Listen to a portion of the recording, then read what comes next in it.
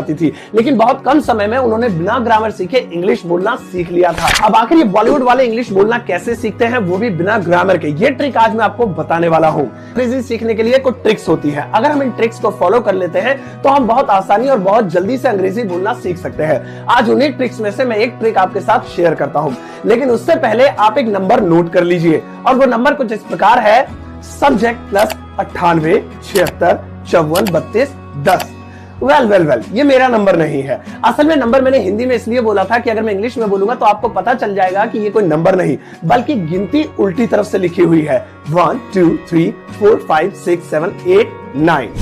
अब यहाँ पे गौर कीजिए, सबसे पहले शुरुआत हुई है सब्जेक्ट से और उसके बाद एक नंबर उल्टी तरफ से लिखा हुआ है। ये रूल आपको किसी भी अफर्मेटिव सेंटेंस पर अप्लाई करना है और मैजिकल तरीके से वो सेंटेंस अपने आप में बिल्कुल सही बिना ग्रामर की सहायता से इंग्लिश में ट्रांसलेट हो जाएगा। चलिए मैं आपको एग्जांपल देता हूँ।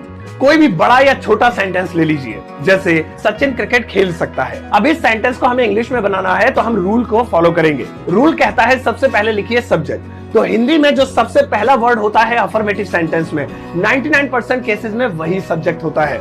तो सचिन ये सब्जेक्ट है, इसे लिख लिया इंग्लिश में सचिन। अब इस नंबर को गौर से देखिए जो कि उल्टी तरफ से गिनती लिखी हुई है, बस हमें इसे फॉलो करना है।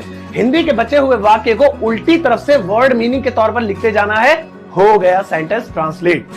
जैसे सचिन तो हमने लिख दिया उल्टी तरफ से, सकता है, कैन, खेल, प्ले, क्रिकेट, क्रिकेट। तो हिंदी में था सचिन क्रिकेट खेल सकता है और इंग्लिश में हो गया सचिन कैन प्ले क्रिकेट। सारी चीजें अपने आप अपनी जगह पर आ गई। कैन सही जगह आ गया, प्ले उसके ठीक बाद आ गया और क्रिकेट लास्ट में चला गया। चलिए एक और एग्जांपल लेते हैं, जैसे तुम्हें रोज पार्क में घूमना चाहिए। तुम्हें रोज पार्क में घूमना चाहिए, थोड़ा बड़ा सेंटेंस हमने ले लिया है। सबसे पहले सब्जेक्ट जो कि पहला ही वर्ड है तुम्हें, यू। अब हम उल्टी तरफ से ट्रांसलेट करना शुरू करेंगे, चाहिए। इसे आप गूगल पर भी सर्च कर सकते हैं, चाहिए को इंग्लिश में क्या कहते हैं, शुड, यू शुड। टहलना, वॉक, यू शुड वॉक।